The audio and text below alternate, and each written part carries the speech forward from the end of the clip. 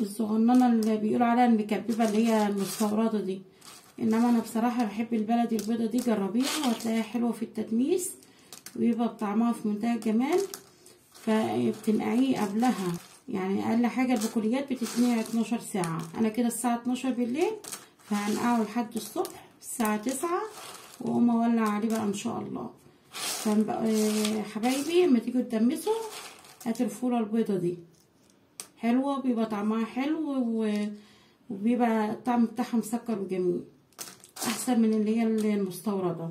فانا معايا كيلو فول كده منقيه ومنضفاه، ومعايا كده طبق فيه ميه هنقعه فيها. لازم البقوليات بتاعتنا ننقعها كويس، واغطي عليه بقى لحد الصبح. يا صباح الجمال، يا صباح الخير على عيونكم حبايبي، عاملين ايه؟ احنا امبارح بالليل كنت ناعمه معاكم الفول، يعني انا مسيت عليكم بالليل وبصبح عليكم تاني يوم اهو. كنا ناقعين الفول وقلت لكم ان انا بحب الفوله البلدي الحلوه دي، طعمها في التدميس بصراحه بيبقى طعمها حلو في الاكل. انا شطفته قبل ما اطلع معاكم، لقيته ما شاء الله بيضه ونضيفه اهي، وهو حبايته جميله وحلوه. لقيتي حبايه صغيره زي دي شيليها، مكرمشه شيليها، انما هو ما شاء الله جميل. لما تروحي تشتري فول قولوا انا عايزه الحبايه البلدي البيضه، في منها الاكبر ده بننبته، انما الحبايه دي جميله. كانوا اهالينا زمان، الناس اللي عارفين الفران بقى بتاعت الخبيز مش الحديثه المعموله بالطين، كانوا بيجيبوا الفواله، احنا بنقول عليها دلوقتي الدماسه، كانوا زمان بيقولوا عليها الفواله، ويروح حاطينه فيها ويحطوه تحت كده في الفرن التين من تحت على ما يخلصوا خبيز، تكون احلى شويه فول يتدمسوا على نار هاديه خالص جدا، وتلاقيه جميل وما شاء الله مهروس، ولا كانوا بيحطوا له اي مكونات ولا ليمونه ولا اي حاجه من الحاجات اللي احنا عدنا بنحطها دلوقتي. فهعمله معاكم دلوقتي، بس انا لا عنديش فواله او تماسه، انا هعمله في الحله. الفول معانا اهو منقوع وميته زي الفل، هصفيه بس من الميه واجيلكم. انا كده صفيت الفول معاكم، غسله كوبايه فول مدشوش يا حبايبي، وغسله كوبايه عدس اصفر. الفول المدشوش ده اما بتحطيه مع فول التدميس بيبقى جميل، وهو ده السبب من اللي بيديله لون فاتح، ما بيخلوهوش يغمق معانا. في جماعه حبايبنا ممكن يحطوا رز بس مش كتير، في ناس ما بتحبوش بيقولوا بيشيط في الارضيه، بس انا جربته قبل كده بصراحه ما شاطش. وفي ناس ممكن تحط غله، فانا بحب احط الفول المدشوش والعدس الاصفر. ومعايا جزرتين فرمهم كده في الكبه، فرم ناعم ممكن تبشريه، جزرتين صفر. ومعايا معلقه السكر دي بقى اللي بتسويه وبتساعد في سواه بسرعه. ومعايا للنص كيلو معلقتين خل، دي 4 معالق خل. وليمونايه هنسقطها زي ما هي كده. في ناس بتحط بيكنج باودر اللي هي الماده الكيماويه، احنا مش هنحط اي مواد كيماويه، احنا هنحط كلها حاجات طبيعيه وحاجات كلها موجوده في بيتنا.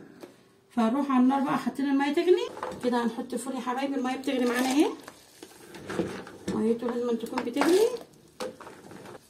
احنا كده سقطنا الفول يا حبايبي في الميه اللي بتغلي. نحط الجزر، جزرتين كده نفرم فرم ناعم في الكبه او تبشريه، بس انا بحب افرمه. وهو اصلا على ما بيستوي الجزر ده ما بيبانش له اثر خالص. الليمونه حطها بحالها كده ما تقلقيش، ما بيمررش الفول. وهنزل بقى بالعدس والفول المدشوش. انا هدمس يا جماعه، معايا كيلو فول او كيلو وربع حاجه زي كده، مش فاكره بصراحه قوي. انا ما بشتريش اي فول من بره نهائي، معنى اصح ما بعرفش اكل اللي بره ده، انا ما بحبش اكل الا اللي انا مدمساه في البيت، احنا اتعودنا على كده من صغرنا. معلقه السكر دي بقى بصي السحر اللي معانا، بتساعد على سوى الفوله، حبايه الفول. والخل 4 معالق خل للكيلو بس. وانا حاطه ميه كفايته، حتى حضراتكم شايفين اهو، ما بزودش ميه، بفضل متابعاه كده على ما يغلي، واروح بقى مغطيه وحطاه على سهريه خالص. هوريكم دلوقتي واحنا مع بعض. نار هاديه جدا جدا جدا. شفتي؟ ممكن عندك شياطه حطها تحت الحله او تحت الفواله، ما عندكيش يبقى هدي النار خالص خالص زي ما انا بقول لحضراتكم. واقل مده لتدميس الفول على البوتاجاز ممكن 6 ساعات. احنا هنسيبه ساعه على النار او ساعتين، واكشف عليه قدام حضراتكم، ما ادنيش كل شويه اكشف عليه عشان ما يغمقش معانا. طالما انت حاطه ميه كفايته وعارفه ان انت حاطه المعايير كويس، ما تكشفيش عليه كتير. فانا هغطي عليه واسيبه مع حضراتكم ما بين ساعتين او ساعه ونص، وهكشف عليه وهوريه لكم. وفي نفس الوقت لو جيتي تزودي ميه ما تزوديش الا ميه مغليه، اوعي تزودي ميه ساقعه دي خالص. لو زودتي ميه ساقعه هتخلي حبايه الفول تنشف معانا كده، وزي ما بيقولوا بالعاميه هتجلمز معانا مش هتستوي. انما تزودي ميه مغليه دي برضو من العمايل اللي بتساعد على سوى الفول بسرعه. وطالما ان شاء الله حاطه ميته كفايه مش هزود ميه خالص، وهيستوي معايا بميته دي ولا اي حاجه خالص. وهنعمل منه النهارده كذا نوع، وتشوفوا تاكلوا بقى احلى فول بيتي متدمس في البيت. زي ما حضراتكم شايفين يا حبايبي بدا يغلى اهو. مدامتني واقفه عشان ما يبهدلش البوتاجاز. انا بصراحه طول عمري بدمس في الحله. بالنسبه للجماعه اللي عندهم حلل ضغط عايز بيدمسوا فيها عادي، متاخدش وقت. متاح تحت ايدك حله ضغط دمسي، متاح الدماسه دمسي، مش متاح عندك حله زي دي دمسي. انا طول عمري بدمس فيها. مش متاح الاستانلس تحت ايدك دمسي في الالومنيا، والخل حطيه يقوم ما يخليش الالومنيا تزرق معانا خالص لو الفول قعد قد ايه على النار. يعني ما تبقيش تخافي ساعتها من غسيل الحله.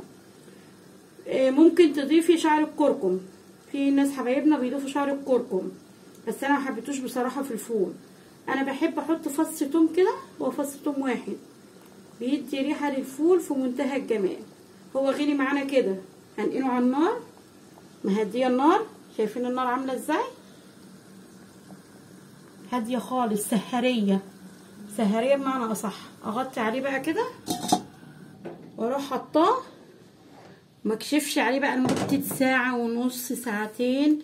ما تقلقيش النار، طالما انت ظابطه النار ما تقلقيش من اي حاجه، وظابطه ميته خلاص. رجعنا لكم تاني يا حبايبي. شايفين ميته بيضه مش غامقه ولا اي حاجه. شايفين اتهمك معانا ازاي؟ عشان انا بصراحه كان عندي ضيوف ما عرفتش اقوم ابص عليه طول ما هم قاعدين. الحله دي بقى لها على النار 3 ساعات. شايفين بقى عامل ازاي؟ اوريكم. سخن سخن، الحراره بتاعته عاليه. شايفين دايب معانا ازاي؟ معلش عشان هو سخن بس.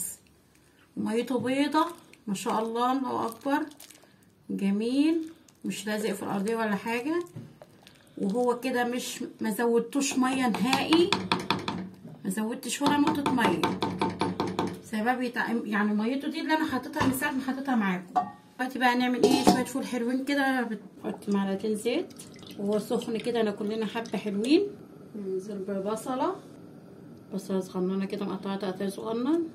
هعمله طاجن في الفرن كده. البصله شوحناها معانا، ننزل بالطماطم والفلفل اللي معانا، شويه ملح معانا كده حبايبي، مع شويه كمون. الفول كمون اساسه الكمون.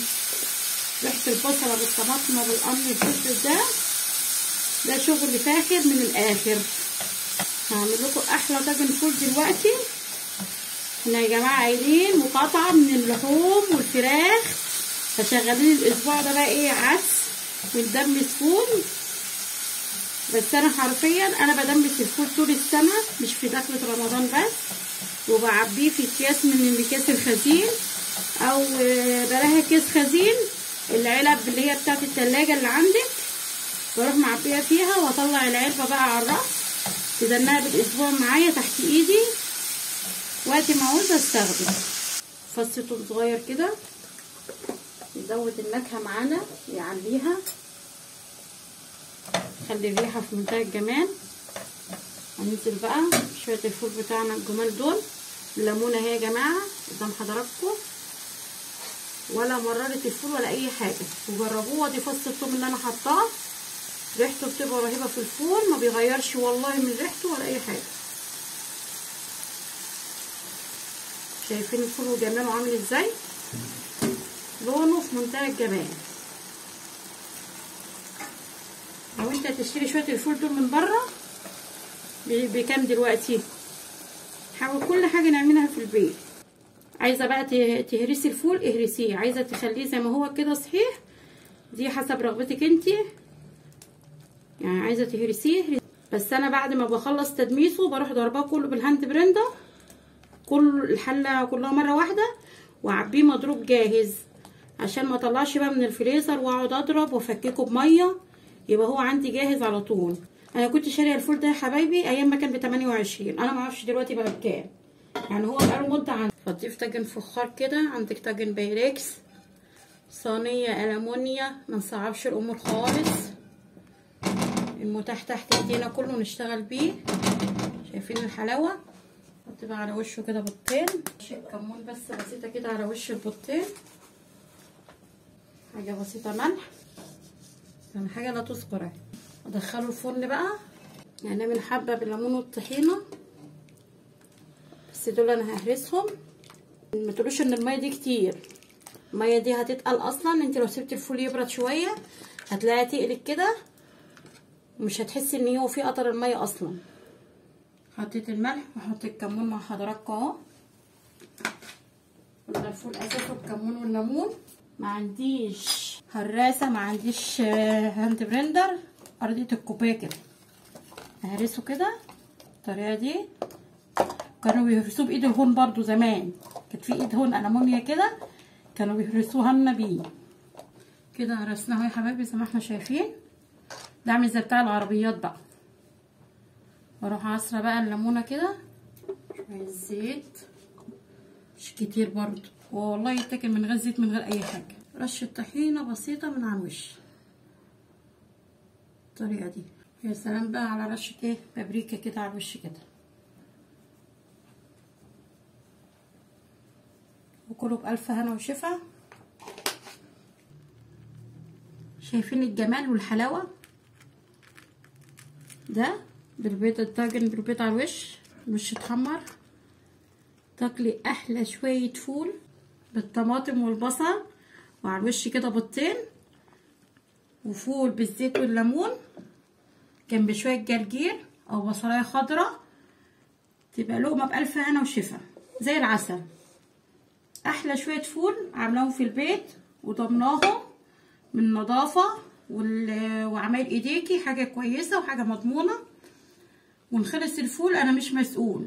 احلى شويه فول يا جماعه اهم. متنسوش يا جماعه تعملوا لايك وشير واشتراك في القناه يوصلكوا كل جديد من فيديوهاتي. اشوفكم على خير.